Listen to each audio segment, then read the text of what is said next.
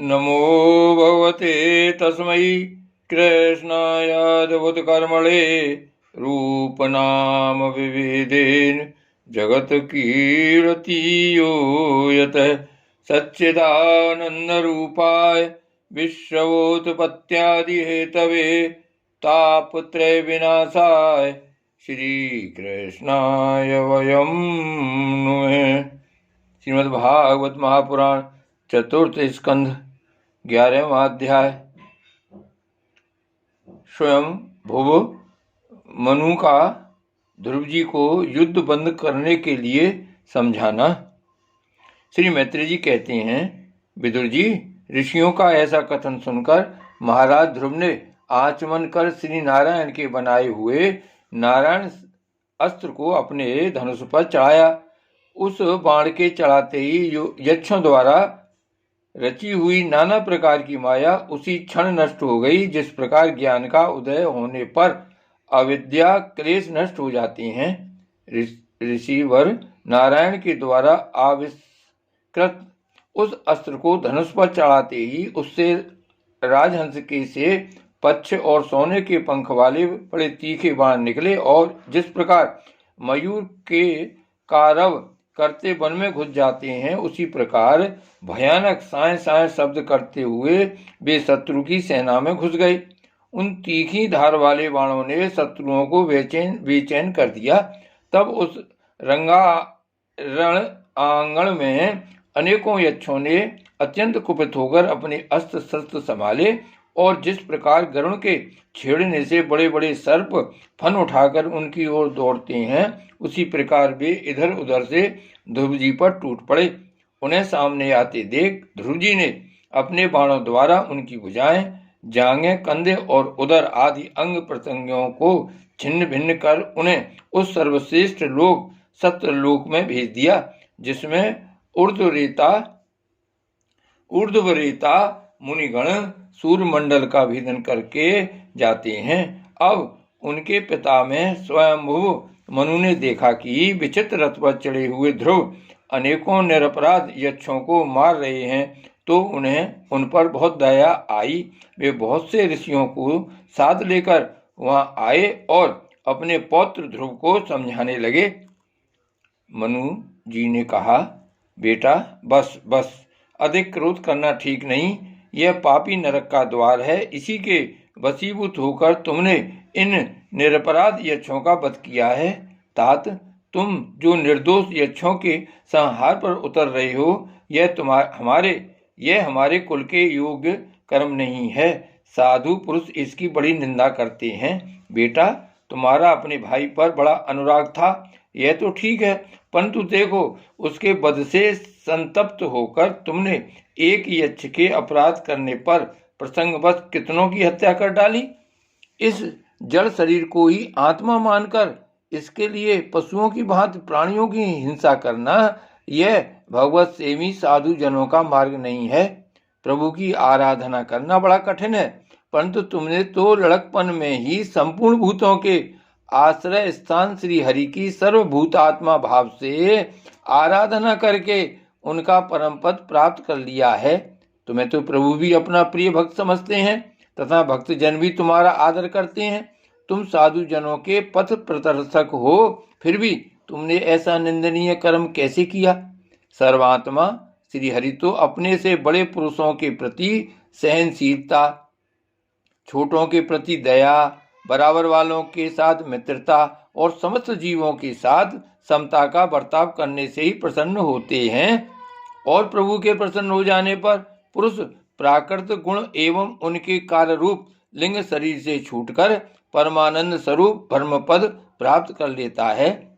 बेटा ध्रुव, देहादि के रूप में परिणत हुए पंचभूतों से स्त्री पुरुष का आविर्भाव होता है, और फिर उनके पारस्परिक समागम से दूसरे स्त्री पुरुष उत्पन्न होते हैं। ध्रुव, इस प्रकार भगवान की माया से सत्वादि गुणों में न्यूनाधिक भाव होने से ही जैसे भूतों द्वारा शरीरों की रचना होती है, वैसे ही उनकी स्थिति और प्रलय भी होते हैं। पुरुष श्रेष्ठ निर्गुण परमात्मा तो इनमें केवल निमित्त मात्र है। उसके आश्रय से यह कार्य कारणात्मक जगत उसी प्रकार भ्रमता रहता है जैसे चुम्बक के आश्रय से लोहा।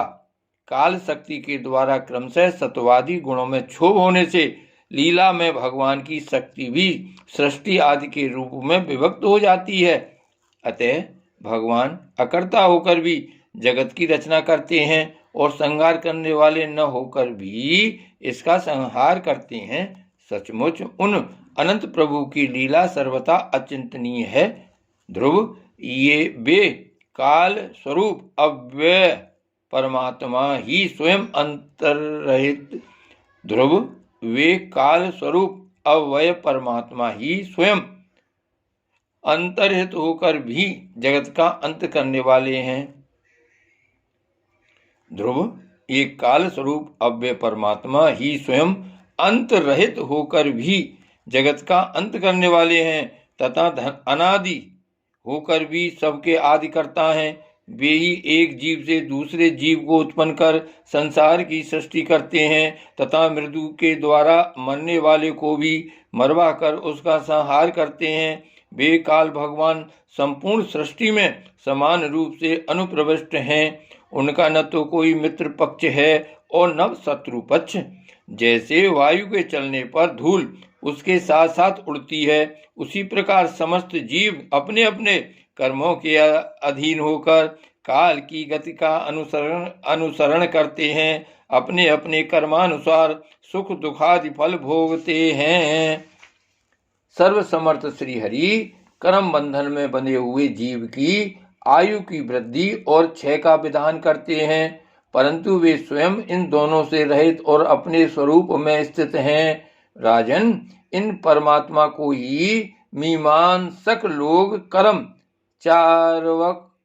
चारवाक स्वभाव वैशेषिक ममतावलंबी काल ज्योतिषी दैव और कामशास्त्री काम कहते हैं। वे किसी भी इंद्रिय या प्रमाण के विषय नहीं हैं। महदादि अनेक शक्तियां भी उन्हीं से प्रकट हुई हैं। वे क्या करना चाहते हैं इस बात को भी संसार में कोई नहीं जानता। फिर अपने मूल कारण उन प्रभु को तो जान ही कौन सकता है। बेटा, ये कुबेर के अनुचर तुम्हारे भाई को मारने वाले नहीं हैं, क्योंकि मनुष्य के जन्म मरण का वास्तविक कारण तो ईश्वर है। एकमात्र वही संसार को रचता, पालता और नष्ट करता है, किंतु अहंकार शून्य होने के कारण इसके गुण और कर्मों से वह सदा निर्लेप रहता है। वे संपूर्ण प्राणियों के अंतरात्मा, नियंता और रक्षा करने वाले प्रभु ही अपनी माया शक्ति से युक्त होकर समस्त जीवों का सृजन, पालन और संहार करते हैं। जिस प्रकार नाक में नकेल पड़े हुए बैल अपने मालिक का बोझा ढोते रहते हैं, उसी प्रकार जगत की रचना करने वाले ब्रह्मादि भी नाम रूप डोरी से बंधे हुए उन्हीं की आज्ञा का पालन करते हैं। वे अभक्तों के लिए मृत्यु रूप और भक्तों के लिए अमृत रूप हैं तथा संसार के एकमात्र आश्रय हैं। तात, तुम सब प्रकार उन्हीं परमात्मा की शरण लो। तुम 5 वर्ष की अवस्था में अपनी सौतेली माता के वागवाणों से माहत होकर माँ की गोद छोड़कर वन को चले गए थे। वहां तपस्या द्वारा जिन ऋषिकेश भगवान की आराधना करके तुमने त्रिलोकी से ऊपर ध्रुव पद प्राप्त किया है और जो तुम्हारे बैर भावहीन सरल हृदय में वात्सल बस विशेष रूप से विराजमान हुए थे, उन निर्गुण अद्वितीय अविनाशी और नित्य मुक्त परमात्मा को आध्यात्म दृष्टि से अपने अंतःकरण में ढूंढो। उनमें यह भेद भाव में प्रपंच न होने पर भी प्रतीत हो रहा है।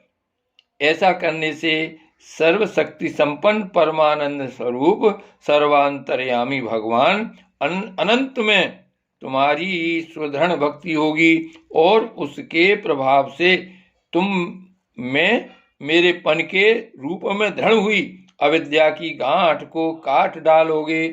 राजन, जिस प्रकार औषधि से रोग शांत किया जाता है, उसी प्रकार मैंने तुम्हें जो कुछ उपदेश दिया है उस पर विचार करके अपने क्रोध को शांत करो। क्रोध कल्याण मार्ग का बड़ा ही विरोधी है। भगवान तुम्हारा मंगल करें। क्रोध के वशीभूत हुए पुरुष से सभी लोगों को बड़ा भय होता है। इसलिए जो बुद्धिमान पुरुष ऐसा चाहता है कि मुझसे किसी भी प्राणी को भय न हो और मुझे भी किसी से भय न हो, उसे क्रोध के वश में कभी न होना चाहिए। तुमने जो यह समझकर कि ये मेरे भाई के मारने वाले हैं, इतने यक्षों का संहार किया है, इससे तुम्हारे द्वारा भगवान शंकर के सखा कुबेर जी का बड़ा अपराध हुआ है। इसलिए बेटा, जब तक कि महापुरुषों का तेज हमारे कुल को आक्रांत नहीं कर लेता, इसके पहले ही विनम्र भाषण और विनय के द्वारा शीघ्र उन्हें प्रसन्न कर लो। इस प्रकार स्वयं भू मनु ने अपने पौत्र ध्रुव को शिक्षा दी। तब ध्रुव जी ने उन्हें प्रणाम किया। इसके पश्चात वे महर्षियों के सहित अपने लोक को चले गए। श्री भागवत भगवान की जय। श्री गोवर्धन नाथ की जय। श्री वल्लभाधीश की जय। श्याम स्वरूप श्री जमने महारानी की जय। परम दयाल गुसाई जी की जय। श्री गोकुलनाथ की जय। जय जय श्री गोकुलेश। जय जय श्री गोकुलेश।